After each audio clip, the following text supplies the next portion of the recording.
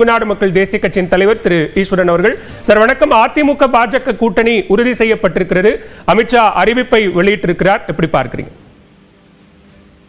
போன வாரத்திலிருந்தே அதிமுக பிஜேபி கூட்டணி அமைவதற்கான வாய்ப்புகள் இருக்கிறது. அதனுடைய தலைவர் அதற்காக மாற்றப்படுகிறார் என்றெல்லாம் யூகத்தின் அடிப்படையிலே செய்திகள் வந்து கொண்டிருந்தன. இன்றைக்கு எல்லாமே ஊர்ஜிதப்படுத்தப்பட்டிருக்கிறது. பிஜேபியினுடைய தலைவர் மாற்றப்பட்டிருக்கிறார். பிஜேபியும் அதிமுகவும் அதிகாரப்பூர்வமாக தங்களுடைய கூட்டணியை அறிவித்திருக்கிறார்கள். மக்கள் மத்தியிலே ஒரு நம்பிக்கையை பெறுகிற கூட்டணியாக இது இருப்பதற்கு வாய்ப்பு கிடையாது. ஏனென்றால் இபிஎஸ் அவர்கள் தொடர்ந்து பிஜேபி கூட்டணி இல்லை என்று சொல்லி பல்வேறு சிறுபான்மை அமைப்புகள் கூட அதையெல்லாம் நம்பி இருந்தார்கள். ஆனால் இன்றைக்கு மறுபடியும் 6 மாதம் கழித்து பார்க்கலாம், இப்போதைக்கு அதை பற்றி எல்லாம் கேட்க வேண்டாம் என்றெல்லாம் கூட சொல்லிக் கொண்டிருந்தார். இப்போது திடீரென்று என்ன கட்டாயத்திலே அவர் பிஜேபியோடு கூட்டணியை உறுதி செய்திருக்கிறார் என்று எனக்கு தெரியவில்லை.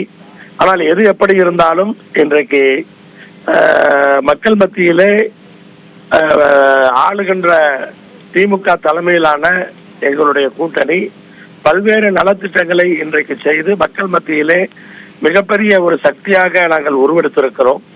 அல்ல, நிரந்தரமான ஒரு ஆட்சி தான் தமிழகத்தினுடைய வளர்ச்சிக்கு உதவும்.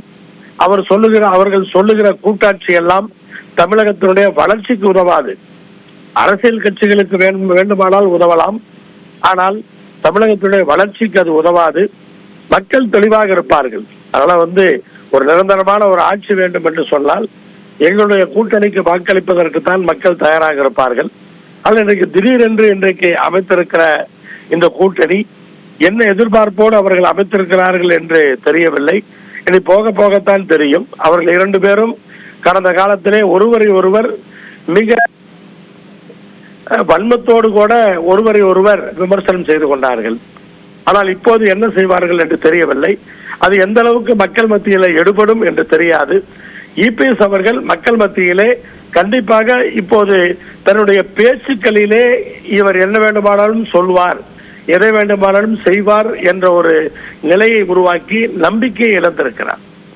இது கொள்கை கூட்டணி அல்ல, தேர்தலுக்கான கூட்டணி அப்படிங்கிறது தொடர்ச்சியா திரு எடப்பாடி பழனிசாமி சொல்லிட்டே வராரு.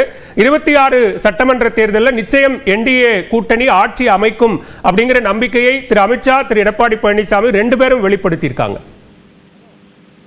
இப்ப அவங்களுக்கு இப்ப அதாவது கொள்கை கூட்டணி கிடையாது, தேர்தல் கூட்டணி என்றால் ஒரு வருடத்திற்கு ஒருவரை ஒருவர் ஆதரித்தாக வேண்டும். ஒருவரை ஒருவர் ஆதரிக்கும் பொழுது பல்வேறு சிக்கல்கள் உருவாகும்.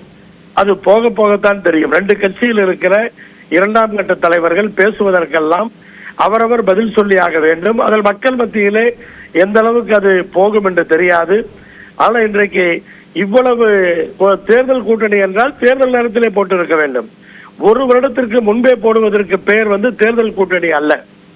ஆனால் அதையும் மக்கள் புரிந்து கொள்வார்கள். எதை வேண்டுமானாலும் மக்களிடத்திலே பேசிவிட முடியாது.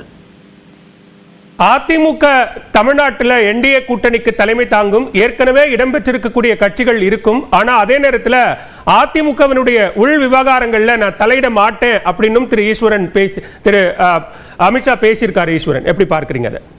இன்னொரு கட்சியினுடைய உள் விவகாரங்களிலே தலையிடுவதை எப்போதுமே நாம் ஆதரிப்பது கிடையாது. அது தவறு. அதிமுக பிஜேபியினுடைய உள் விவகாரங்களில் தலையிட்டாலும், பிஜேபி அதிமுகவுடைய உள் விவகாரங்களில் தலையிட்டாலும் அது தவறுதான்.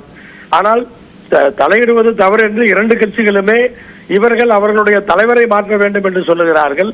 அவர்கள் இவர்களுக்குள்ளே இபிஎஸ்ஸையும் பார்க்கிறார்கள், செங்கோட்டையன் அவர்களையும் பார்க்கிறார்கள்.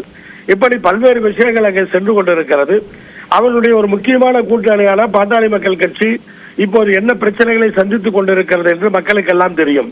அப்படி இருக்கும் பொழுது ஒரு நம்பிக்கைக்குரிய கூட்டணியாக அந்த கூட்டணி மாறுவதற்கான வாய்ப்பு மிகவும் குறைவு. மிக்க நன்றி திரு ஈஸ்வரன். இணைப்பில் கருத்துக்களை பகிர்ந்து கொண்டமைக்கு நன்றி. இன்றைய நட்சத்திர விடுதியில் நியூஸ் 18 தொலைக்காட்சிக்கு அதிமுக பொதுச் செயலாளர் எடப்பாடி பழனிசாமி அளித்த அந்த பிரத்யேக பேட்டியை மீண்டும் பார்க்கலாம்.